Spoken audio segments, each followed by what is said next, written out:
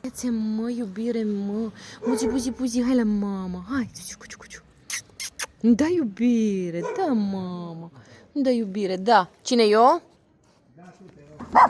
Sare, Rusu, bă, tu ai văzut seama asta că sare ca de beton, ce ai?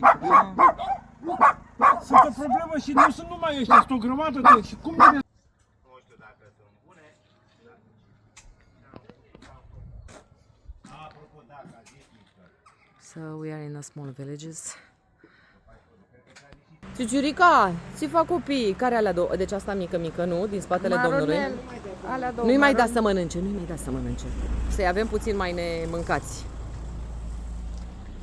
Asta e femelă, nu? Asta mică, uite asta. Toate trei, alea alba și alea două din partea cealaltă. Pe ăla l-am găsit pe stradă, l-am luat. Ciudă, nu vine și ne ia banii și câinii care fac probleme pe străzi? Uite, se ocupă alții.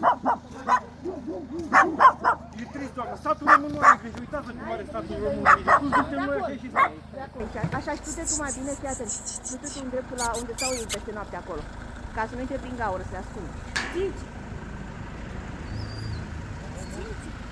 Asta acolo, să nu intri la ei. În garajul vostru. Să intri la garaj. Țirica, ce faci, mama? Ce faci, mă? Tu îl chemi acolo și îl chemi eu cum sare, gata? Ia, hai. Hai, uite tu!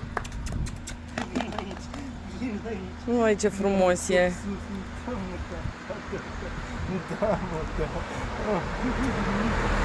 Ce frumos.